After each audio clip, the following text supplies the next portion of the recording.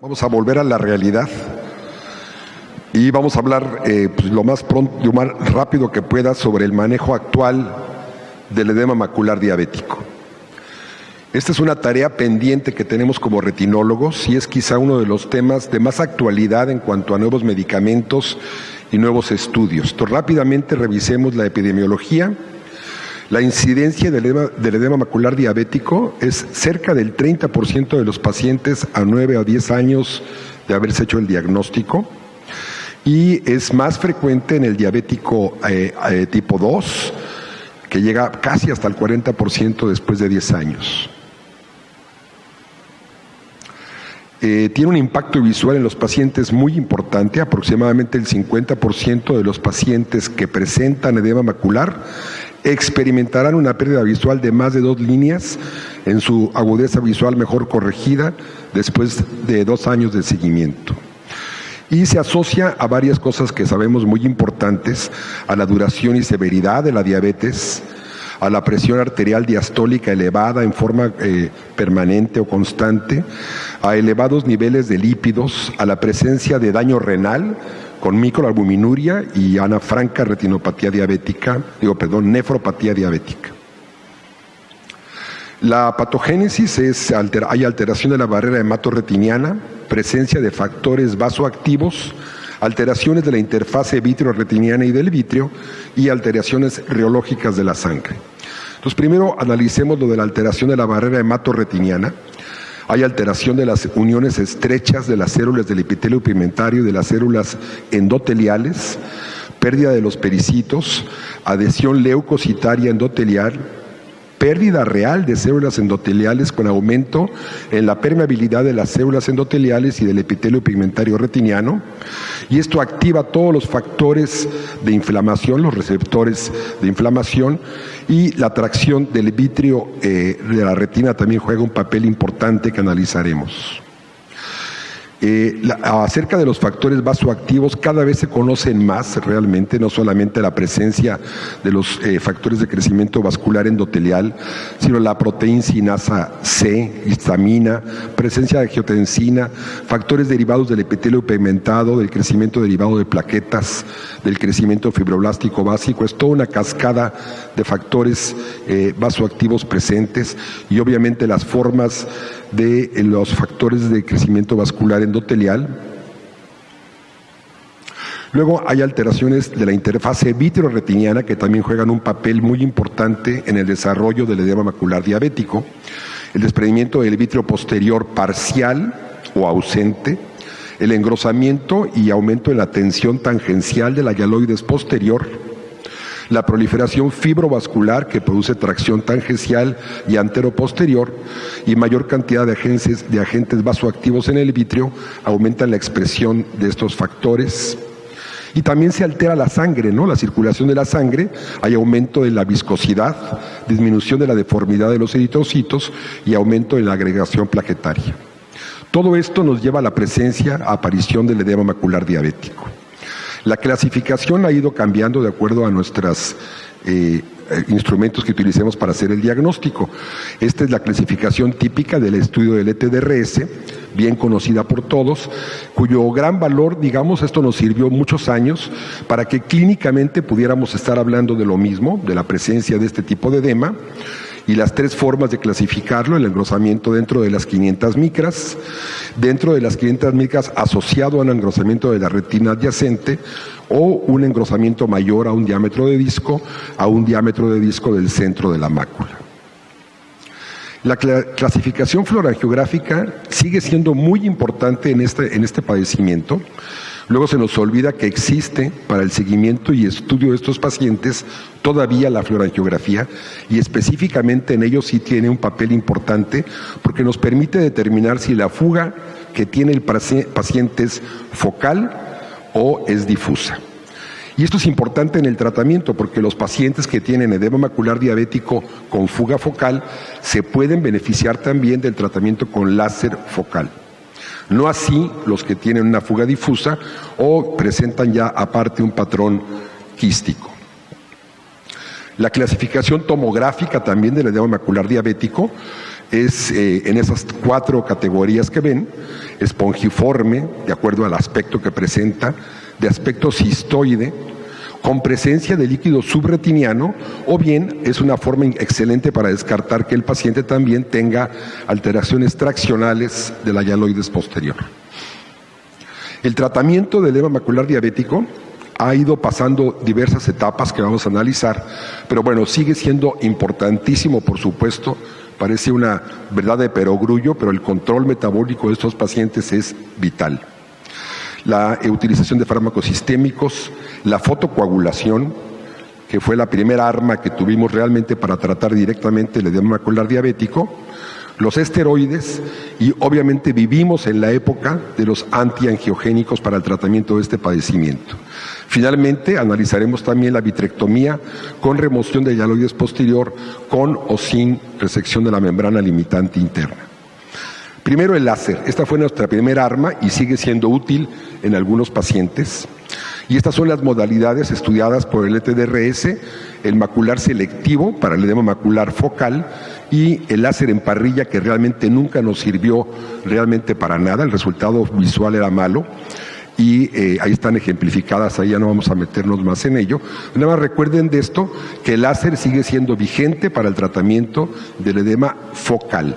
Para ello requerimos una fluorangiografía por lo menos una vez al principio del tratamiento. Luego, en cuanto a los medicamentos intravítreos, históricamente la primera que se utilizó fue la triamcinolona y fue una sorpresa el resultado que obtuvimos con ella. Se hicieron varios estudios clínicos, pero hubo un momento en que realmente la triamcinolona revolucionó por primera vez el tratamiento de ellos. Se utilizaban a dosis de 1 a 4 miligramos y los resultados se estudiaron. Al principio lo que sí resultaba era una disminución del grosor de la mácula, pero tenían rebote, y sobre todo la triamcinolona se asoció en diversos estudios con hipertensión ocular y formación de catarata. Luego, el implante de dexametasona, que todavía se utiliza, ha sido estudiado sobre todo por el estudio de Bebordex, y aquí tenemos el primer estudio reportado importante del uso de dexametasona en este padecimiento. Fueron un grupo de 88 pacientes y se hicieron 2 grupos, como ven, uno con Avastin, con bevacizumab cada 4 semanas y Ozurdex cada 16 semanas, y mostraron ambos grupos mejoría de letras, pero mayor pérdida de letras con el uso de los implantes de dexametasona, pero esto es debido a la formación de una catarata, en los cuales se analizó obviamente los ojos fáquicos contra ojos pseudofáquicos, en los cuales prácticamente fueron de igual utilidad bevacizumab comparado con el implante de dexametasona. Entonces, la conclusión de este estudio de Bebordex fue que el implante de dexametasona alcanza resultados similares al bevacizumab en cuanto a agudeza visual, con mejores resultados anatómicos y menores inyecciones, y sin embargo presenta mayor pérdida de la visión secundaria a la formación de catarata. Antes de continuar, quisiera aclarar que muchos de estos estudios son pagados por las casas comerciales.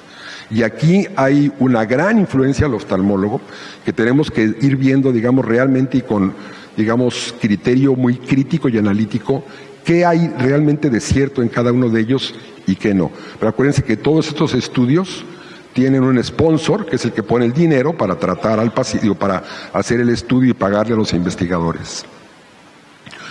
Bueno, la otra forma de tratamiento es la vitrectomía, que la vamos a dejar de lado en esta plática, pero se hace para remover la hialoides posterior, sobre todo en estos traccionales, y se realiza con o sin peeling de la membrana limitante, y actualmente se deja solamente para pacientes tratados que no han tenido una buena respuesta o evidentemente que tengan una tracción tan clara como la que se ve en esta tomografía. Sin embargo, diferentes escuelas han dicho que la vitrectomía debería ser un tratamiento mucho más agresivo en estos pacientes.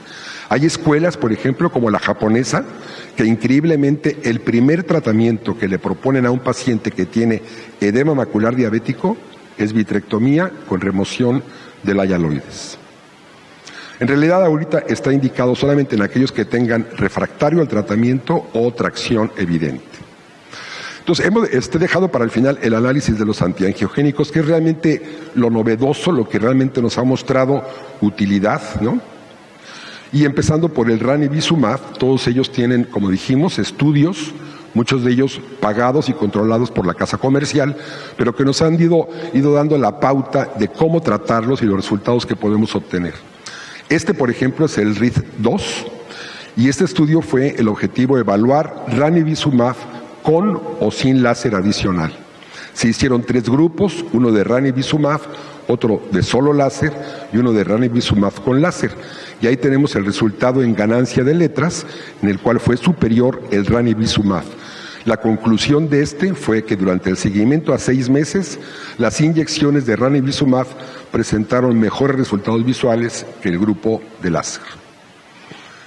El RESTORE, este fue un estudio enmascarado que incluyó 345 pacientes, cuyo objetivo fue demostrar la superioridad de ranibizumab también versus láser. Aquí se hicieron 3 grupos, uno de ranibizumab más láser simulado, otro ranibizumab más láser y otro de láser solo con una inyección simulada.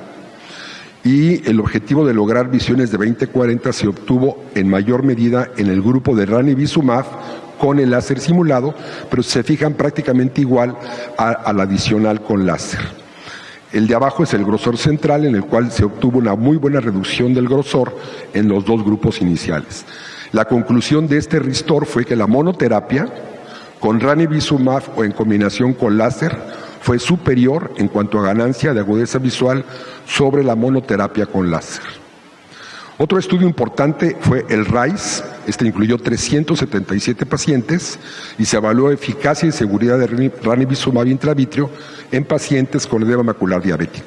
Aquí se hicieron 3 grupos, uno de inyección simulada, otro 2 dosis de ranibizumab 0.3 y ranibizumab 0.5, y se obtuvo ganancia mayor de 15 letras, en mayor medida en ranibizumab solo de 0.3 y muy comparable al 0.5, pero superior a la inyección simulada. Este fue un análisis a 24 meses. El RIDE, que es su estudio hermano, fue también un grupo de 382 pacientes y evaluó eficacia y seguridad de ranibizumab en pacientes con edema macular diabético, 3 grupos, inyección simulada y los 2 grupos de diferentes dosis, y se obtuvieron resultados también superiores de ranibizumab 0.3 y 0.5 en ganancia. Ahora analicemos aflibercept, que es la otra molécula que tenemos. Aflibercept se apoya mucho en el estudio de Da Vinci. Determinó este estudio con 221 pacientes, diferentes dosis de aflibercept, y se comparó con la fotocoagulación con láser. Ahí tenemos los grupos, un grupo de 0.5 cada 4 semanas, otro de 2 cada 4 semanas, otro grupo que de cada 8 semanas, un grupo de eventual aplicación y el láser. La conclusión fue que el aflibercept intravítrea produce una mejoría clínica y estadísticamente significativa en agudeza visual comparado con la fotocoagulación de láser solo. El estudio VISTA incluyó 872 pacientes y comparó aflibercept con láser en edema macular, 3 grupos, uno de 2 miligramos, otro también de 2 miligramos, pero cada 8 semanas, y el láser, y también se vio mejoría mayor en el grupo de aflibercept. No los quisiera yo hacer muchas bolas, pero estos son los estudios que han ido marcando la pauta en el tratamiento de edema macular diabético. Este otro, el VIVID, no lo voy a repetir mucho, pero aquí se usó aflibercept, que demostró también superioridad significativa en los objetivos funcionales y anatómicos sobre el láser en un intervalo de cada 8 semanas.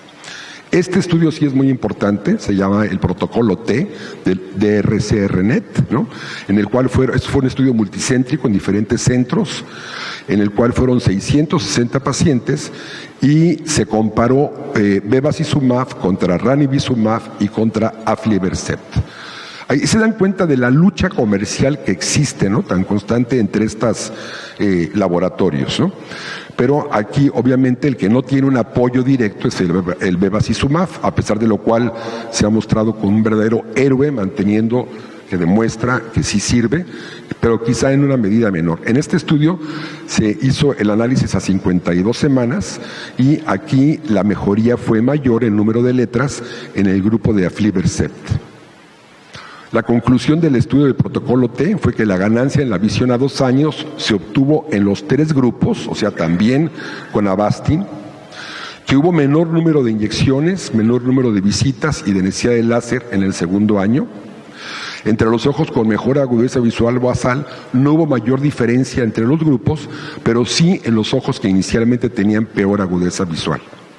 Aflibercept demostró ser superior en visiones iniciales peores de 20/50. Pues esto es todo y yo quisiera nada más con esto dejarles el mensaje. Vivimos en la época de los antiangiogénicos, tengamos criterio en la selección de ellos. Sigue siendo bien aceptado el uso de bevacizumab. Obviamente también existe el aflibercept y el ranibizumab con similares resultados y seguramente vendrán nuevos medicamentos y estaremos viendo al tanto, pero en esto sí es muy cambiante, digamos, lo que existe ahorita en la investigación. Muchas gracias.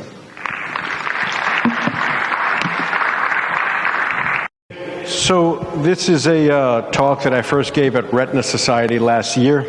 It's a really exciting talk. It's okay. And I do have a relationship with Alimera, who makes the little Iluvien implant. So this little Iluvien pellet, the fluocinolone acetylene pellet, it's this tiny little pellet that we shoot into the eye with a 25 gauge needle. It dribbles tiny amounts of steroid into the eye for 3 years with near zero order kinetics. It results in excellent anatomical and visual results and was FDA approved in 2014, and it's been approved in Europe since 2012. Over 20,000 units have been implanted worldwide, and the question that we wanted to ask and answer was, what do real-world experiences with this novel new drug look like in the United States? So we did a retrospective chart review across 4 study sites with over 20 different retinal surgeons. We did an independent retrospective chart review of all patients looking at vision, OCT central thickness, pressures, and treatment burden. We did a data lock in 2017. The demographics here are not particularly special, with the exception of the fact that there was 69% pseudofakes in this trial because, well, it's a new drug that we know causes cataract, so there's no surprise that when we look at the learning curve of surgeons across the United States, well, who are we going to try this out on first? We're going to try it out first on pseudofakes. So let's look at the results. First, visual acuity and treatment burden. For 3 years prior to the Iluvien and then 2 years after the Iluvien, on average, the visual acuity remained pretty flat. The big difference was that prior to the Iluvien, these patients were receiving a treatment on average every 2.9 months to maintain relatively stable vision, and after the Iluvien, their treatment burden stunningly decreased down to one every 14.3 months with lots of statistical significance. What were these treatments prior to the Iluvien injection? Mostly anti-VEGF injections, like Dr. Grauer has just been talking about, some laser and some steroids, and afterwards, this is the fascinating thing, afterwards, 63% of the patients in our trial required 0 additional treatments, okay, throughout the follow-up period. The remaining 1/3 about was mostly anti-VEGF with a smattering of steroids and a smattering of laser. So let's look at the visual acuity data and stratify it as a function of what the vision was on the date of the Iluvien injection. And we look at the patients up top. Those are the patients with good vision. They maintained good vision after surgery, before the Iluvien, because they were getting standard of care therapy, and we know that standard of care therapy works. The patients with poor vision, their vision was all over the place. That data is a little bit more noisy because it's only 12 patients. But here's the fascinating thing. Afterwards, okay, the patients that had good vision maintained good vision. They went from one treatment every 2.9 months to one treatment every 22 months. Okay? And the patients with poor vision, they had an improvement in their visual acuity, and they went from one treatment every 2.9 months to one treatment every 6.7 months. If we fill in the other visual acuity groups, what we see is a dose-response type curve where patients with better vision had more significant reductions in treatment burden, and patients with worse vision tended to have still have a great reduction in treatment burden, but had improvements in vision that weren't there previously. So here's the p-values of all of that, and looking at it as a table, you see that these numbers, many of them are statistically significant. What about cataract surgery? 22% of the 36 phakic eyes underwent cataract surgery. There's really not much to say here because the N is so small, except for on the date of the Iluvien injection, their vision was about 40 letters. It then dropped, which made us pull the trigger on sending them for cataract surgery. After cataract surgery, the vision improved, and that improvement was maintained. So cataract surgery is safe in Iluvien patients. What about anatomy? What about retinal thickness? 120 eyes with OCT data. You see that the OCT thickness really didn't change very much on average with standard of care therapy. And it did start to improve after the Iluvien injection. In the cohort of the 120 patients that had OCT data that could be analyzed by a particular algorithm at the University of Iowa that was used to do this analysis, the treatment burden was reduced from one treatment every 3.2 months down to one treatment every 16.7 months. Looking at the actual numbers here, this is what the OCT went from 377 to 370 and then down to 277. There was no statistically significant change in OCT thickness with standard of care therapy. There was a strikingly significant change with in OCT thickness after the Iluvien injection. If we express this data as percent patients reaching a particular threshold, that's a common statistical trick that people use to make data pop a little bit more. Percent three-line gainers, we've heard that, in the MEAD trials and in all the AMD trials and all the anti-VEGF trials. Well, we defined percent patients with nominally dry maculas. And we defined a nominally dry macula as a macula that had less than 300 microns of thickness. And you see that there was no change in that percentage for 3 years prior to the Iluvien injection. Then we give the Iluvien, and all of a sudden we go from 28 to 83%. That is unbelievably, stunningly powerful data. So what about intraocular pressure? Just as some background, we know that intraocular steroids cause IOP rises on average. So what's the difference between our group and the FAME group? The difference between our group is that our group had to meet the FDA indications. And the United States FDA indications are that every patient has to be a known steroid non-responder. Has to be somebody who got steroids and didn't have a worrisome pressure response. So by using that indication, you can see we severely blunted the IOP rise that we would have ordinarily expected. And in fact, if you look at different thresholds, threshold of IOP greater than 21, greater than 25, greater than 30s, surgeries, trabeculoplasties, lasers, all of those are not statistically significant. Now, is there an IOP signal? Of course there's an IOP signal, but it's a small IOP signal. 29 eyes, 18% had an IOP rise of 10 millimeters or more after getting the FAC. And not all of those were steroid responders. Some of those were neovascular glaucoma. So if you look at the number of IOP meds before and after, okay, 18% eyes, and then 11 eyes were put onto IOP meds.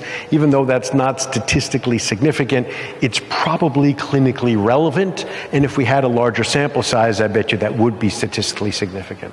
So the limitations, this is a retrospective trial. It has all the problems and issues of retrospective trials, and I'm not trying to make this out to be randomized prospective level 1 evidence, but it is a real-world data experience, and all the studies that Federico just showed us, they're very great, but those are patient populations that said yes to being in a clinical trial. And our center, we have a very large clinical trial unit. We recruit for a lot of these clinical trials, and I can tell you that my waiting room is full of patients with severe disease, and a vast majority of whom, with diabetic macular edema and all, a vast majority of whom do not meet the inclusion and exclusion criteria for all of these randomized prospective trials. And when and it's really important to recognize that if the randomized prospective trials are being performed on patient populations that don't look anything at all like what is sitting in our waiting rooms, then we cannot blindly and randomly, apply the results of those clinical trials on those patient populations that are different from what's sitting in our waiting rooms. We cannot apply those clinical results to the patients in our waiting rooms without thinking a little bit, and that's what makes our trial so powerful. So what we can summarize rationally and honestly without hyperbole is that most patients in our trial had stable or improved anatomical and visual and functional outcomes after the Iluvien implant. The treatment burden was significantly reduced for all patients in a clinically meaningful way. Patients with better vision had the greatest reduction in treatment burden. Patients with worse vision had the greatest improvement in vision after getting the steroid, and adherence to the U.S. label requirements mitigated the perceived IOP elevation risk of Iluvien. So thanks to my co-authors and co-investigators, and that's it.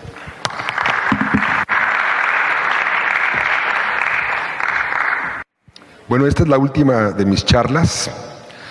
Y la he enfocado sobre todo al tratamiento del desprendimiento de retina inferior. Y ahorita les voy a platicar por qué. Existe una tendencia, como sabemos actualmente, de operar el desprendimiento de retina solamente con vitrectomía, en lo cual yo no estoy de acuerdo. Ahí es negar todos los principios básicos del desprendimiento de retina. Existen casos para ello, pero si hay algún caso en el cual nos debemos de recordar que el paciente requiere seguir los principios de Gonan y de Makemer perfectamente bien, es aquel desprendimiento de retina que tiene lesiones inferiores. Entonces vamos a analizar cómo es más o menos la distribución de las lesiones. Básicamente, en general, el desprendimiento de retina está causado por lesiones múltiples, hasta en un 61% de los pacientes, y lesiones únicas en el 38.8%. Luego, la distribución en cuanto a los cuadrantes en el desprendimiento de retina es más frecuente el superior que el inferior. En el superior, cerca del 78% de los desprendimientos de retina se incluyen en estos grupos, y los inferiores forman parte en una buena quinta parte de todos los casos, o sea, cerca del 20-21% de los pacientes. Aquí tenemos un esquema de retina para recordarlo. Son superotemporales, cerca del 69% de las lesiones. Superonasales, un poco menos frecuente, en el 40%. Déjenme presumirles que esas son fotografías del propio hospital tomadas por el Optos, que ha resultado excelente para documentar los casos de desprendimiento de retina en el pre y en el posoperatorio. Luego, inferotemporales en un 32%, y ahí vemos un desprendimiento de retina inferior típico provocado por un desgarro inferior en un encaje abierto. Y inferonasales, ahí tenemos la lesión más o menos en el meridiano de las 4, por abajo del meridiano horizontal, en el 17% de los casos. O sea, son más frecuentes las superiores, pero obviamente hay un buen número de pacientes con desprendimiento de retina cuya lesión causal inicial es inferior. Las lesiones inferiores, por lo tanto, para poder definir de lo que vamos a hablar, son aquellas que se encuentran del meridiano de las 4 al meridiano de las 8. A eso me refiero con inferiores, ¿no? La localización de la lesión causal influye en el pronóstico de recuperación del paciente y de reaplicación. El éxito quirúrgico en las lesiones inferiores es menor, ¿sí? Ahí tenemos una serie de casos, por ejemplo, reportados, en el cual la lesión causal inferior, en desprendimientos de retina operados que tuvieron el éxito en un 81% cuando fueron inferiores, comparados con una lesión superior del 85%.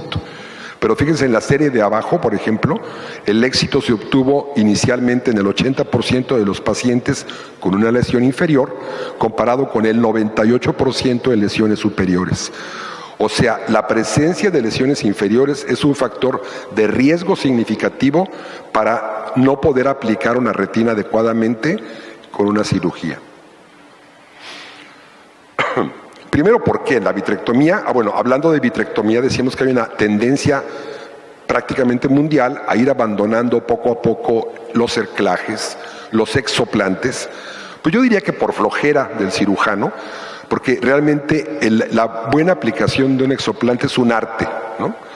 Y a los que nos gusta la retina debemos de reconocer que esa es la forma adecuada de pegar una retina. Habrá algunos motivos para hacer nada más vitrectomía, pacientes que tienen escleras muy malas, lesiones únicas superiores, etcétera. Pero bueno, ¿por qué no es tan efectiva la vitrectomía en lesiones inferiores? Primero, porque no logramos un buen contacto, un buen taponamiento en una lesión inferior con ninguna cosa, ni con aire, ni con gas, ni con el aceite de silicón. Requeriríamos mantener el paciente en posiciones posquirúrgicas sumamente incómodas para lograr reaplicar realmente con un taponamiento esa área. El aceite de silicona, hay que recordar, siempre tiene ese menisco inferior en el cual no existe un buen taponamiento. Por eso estas fotografías son bien reales, ¿no? Son pacientes que requieren taponamiento con gas en sitios realmente muy complicados para taponarlos. Luego, el cerclaje escleral, que se ha hecho durante muchos años, lo que logra realmente es una posición temprana de la retina hacia el epitelio pigmentario retiniano, ¿sí? Que es uno de los principios básicos de Makemer. El epitelio pigmentario tratado hay que acercarlo al sitio donde está el desgarro para que se pegue, ¿no? Nos da un soporte de 360 grados y nos da menor contracción de la base del vítreo. Por lo tanto, menor posibilidad de desarrollo de vitreoretinopatía. Otra cosa que se nos olvida es cuándo actúa realmente la adherencia que logramos hacer en la cirugía. El láser tiene un efecto hacia el 5º día y la crioterapia mucho más lejano, hasta 15 días para que realmente se provoque una buena cicatriz. Si no lo drenamos, por ejemplo, un desprendimiento de retina inferior totalmente líquido, hacemos un buen taponamiento y mantenemos al paciente boca abajo totalmente 5 días, el láser al 6º día ya desapareció su efecto y la retina se vuelve a desprender. Esos son factores que hay que tener presentes. Esto es un desprendimiento de retina, una fotografía del Optos con un desprendimiento de retina superior. Ahí vemos el desgarro pintado en rojito y esa burbuja que pusimos es el líquido subretiniano. Este es un paciente que está en esa posición, recostado, y que cuando hacemos que se pare, la burbuja tapa el desgarro y el líquido desaparece. Esta es una lesión inferior, ahí tenemos pintadito en rojo la zona donde está el desgarro, el líquido subretiniano residual, el paciente está acostadito en esta forma, pero cuando va al baño se para, el líquido desprende otra vez el desgarrito y empieza a filtrar. Y acuérdense que tenemos contaditos los días en los cuales el láser actúa después de aplicado, ¿no? Por eso en las lesiones inferiores yo sí creo que el cerclaje es superior. Aquí tenemos una tabla de comparativa entre el beneficio de vitrectomía versus cerclaje en lesiones inferiores. En la vitrectomía, en lesiones inferiores, el endotaponamiento que usamos es realmente poco efectivo, requiere una posición posquirúrgica complicada y hay un más riesgo de recidiva por vitreoretinopatía proliferativa. Nos permite aplicar láser intraoperatorio fácilmente porque una lesión inferior se alcanza rápido con el láser y nos da mejor visualización. Comparado con el cerclaje que nos da una posición temprana del epitelio pigmentario de la retina tratado hacia la lesión que provocó el desprendimiento de retina, nos disminuye la necesidad de mantener en posiciones incómodas al paciente. Si hay una vitreoretinopatía proliferativa, se debe utilizar aparte vitrectomía. Aquí estamos hablando cuando no hay esa complicación, y si existe, pues habrá que hacer vitrectomía y cerclaje. Y es poco efectivo en lesiones muy posteriores el cerclaje, y es una cirugía extraocular. Bueno, pues con eso les quiero terminar la plática. Finalmente, hablando de la plática, piensen en un cerclaje siempre, un desprendimiento de retina, ¿sí? Pero sobre todo si el origen de ese desprendimiento de retina es inferior. Finalmente, como es mi última plática, me quiero permitir volverlos a invitar al Congreso Panamericano de Oftalmología, que va a ser en mayo del año que entra, del 25 al 29 de mayo, y es la gran fiesta latinoamericana, ¿no? Hay un programa muy bonito desde el punto de vista académico, muy completo, pero lo más importante es lo social, ¿no? Entonces, un punto de reunión para toda nuestra comunidad panamericana. Esperamos a nuestros queridos amigos de la República Dominicana que fluyan en masa a Cancún, donde serán recibidos con los brazos abiertos. Muchas gracias por su invitación. So, endoscopy. I've shown several endoscopic clips today. I wanted to just talk briefly about the rationale and why endoscopic surgery is important, and I wanted to hint about some technological advances that are coming. So lots of disclosures again. Endoscopos, to look within from the Greek. This is right now a flexible fiber optic bundle technology. It has many uses. You can look inside jet engines, rifles, engines, clocks, and even plumbing. Top right is the main sewer line, and you can see that there's it's a clay sewer line, and there's a branch coming through the sewer line. This is a rental property that I owned in Baltimore many years ago. Obviously, it's also important in medicine, upper GI, lower GI, bronchoscopy, laryngoscopy, ectopic pregnancies, and then fetoscopy. We've seen these beautiful pictures now for years.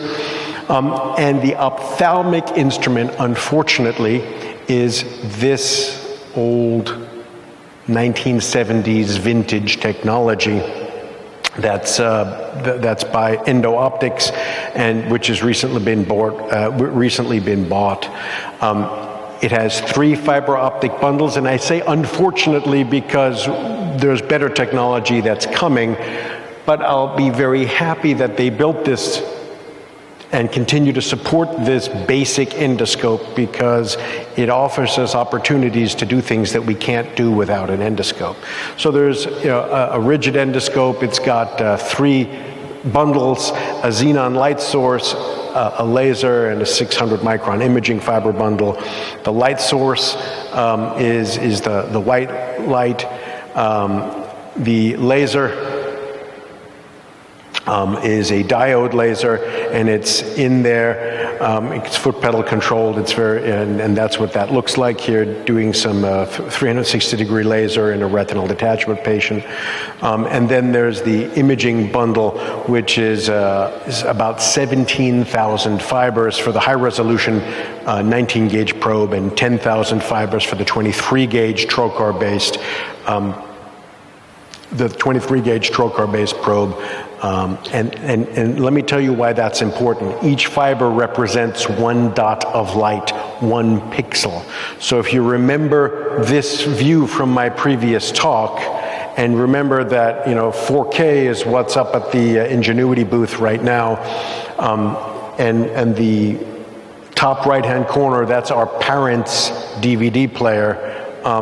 This is what these endoscope images look like. These are very, very low pixel count, very, very low quality images. So nonetheless, we use it because sometimes there's no alternative, and we use it for endocyclophotocoagulation, anterior segment stuff, oculoplastics, and of course retina. Vitreoretinal endoscopy is important in 3 different kinds of patients. Patients with media opacity or limited view, cloudy corneas, K-pros, iris prostheses, previous iris repairs, endophthalmitis. When you can't see through the front of the eye, you put a camera in and you can see. Then it's also useful for retroirital, very anterior pathology, like, for example, this intraocular foreign body that's sitting right behind the iris. And it's also useful in what I call eyes where less is more. Eyes like with severe uveitis, corneal disease, or very ischemic diabetics. Nothing that I'm telling you here is new. It's just hard. Okay? All of these papers, the first paper here dates back to 1952, and there hasn't really been much published about endoscopic stuff. We published a few case series not too long ago, but none of it is new. This is all at least 20 years old, usually more of it, but nobody does it because it's hard. Okay? What do I use endoscopy for? Pars-plana Barville glaucoma implants, we talked about that yesterday. Anterior PVR, how about a dropped endothelial lamellar keratoplasty graft in an aphakic? I did that. Epiciliary peeling for hypotony, endophthalmitis, retinal detachments, with a fresh cloudy PK, Stevens-Johnson syndrome, all sorts of terrible, miserable eyes where vitreoretinal surgery is indicated but is not possible because you can't see. So the limitations, and there's lots of them. There's no stereo. You have a very low resolution image. You have to operate with a head turn unless you put it up picture in picture on a screen. They're expensive. The unit is $60,000 plus $2,200 for each semi-disposable endoscope. There's no reimbursement, at least in the United States, for endoscopic surgery if it's done in an ambulatory surgery center. So what are the alternatives? Okay. Well, you can just not operate. I'm sorry, senora, you have a terrible disease. We can't fix it. You have to go blind now. That's one option. You can do a tap and inject for endophthalmitis. You can delay surgery. That works. You can do what I call a may the force be with you surgery. Okay? If you remember, that's Luke, and he's got the helmet on, and the little sphere is floating around, and it's shocking him, and he has to use the force to do it. We've all done vitrectomies like that, where we just put the probe in the eye. We do the best we can without really seeing what we'd like to see and see what happens. We can do really aggressive scleral depression and beat the heck out of the eye. That's one alternative. Or we can use a TKP, which obviates the patient to getting a penetrating keratoplasty. Okay? So, oops. Let's look at some videos. So here we're doing a vitrectomy. This is about 10 years ago, cleaning up the anterior vitreous, and this is a needle going into the ciliary sulcus for a sutured posterior chamber intraocular lens. We're lifting that lens up into the ciliary sulcus and confirming there's the eyelet, and here's the haptic, and the end of the haptic is right where it belongs. Here's another sutured lens, where I'm with direct visualization, I'm driving the I'm driving the Gore-Tex needle out and now through the ciliary sulcus, and now I want to support the other side, which hasn't fallen here. And you see with the endoscope, I missed. You see there's the needle, and it's not going around and supporting the haptic on the other side. So I'm able to reposition the needle. Okay, this is a post-trauma case, and here you see the needle is now on the correct side of that haptic, and we're able to support that lens. Here's a patient, light perception after multiple surgeries at St. Elsewhere, hypotenuse, early globe collapse because of severe recurrent PVR. When we peel the PVR that we can see using normal wide-angle viewing system, the situation doesn't get any better. It's only after we look with the endoscope that we see the anterior loop PVR and the massive epiciliary membranes that are on top of the ciliary body that are causing the hypotony. So you cannot fix what you cannot see. So here we are looking with the endoscope. Here we find that the IOL is bound up in that fibrosis. So we take the IOL out before it falls into the soup. And then finally we take this concrete off of the ciliary body, and we expose the ciliary body, liberating it and allowing the eye to make some pressure again. These surgeries are absolutely impossible without the endoscope because you just can't see the retro-iris space, the epiciliary space. So here we've gotten all the fibrosis off of the anterior retina and the ciliary body. And we put in oil, and this eye went to 2200, and this surgery was 14 years ago. Here's my very first endoscopic case where I did it purely with the endoscope. This was in 2002. One day, an endophthalmitis post-op day 1 after that penetrating keratoplasty. You can see this is a 20-gauge surgery. I'm lifting the posterior hyaloid. This ended up growing serratia. And the amazing thing is, because I got right into this eye post-op day 1 with the endophthalmitis, I cleaned out all the virulence factor, flooded it with antibiotics, scleral depressed exam to make sure that we haven't created any breaks. I'm looking at the macula and the optic nerve. The macula doesn't look that bad. And believe it or not, that eye went back to 20/40 vision. That cornea cleared on its own. Okay? So sometimes it's better to be lucky than good. It's best to be both.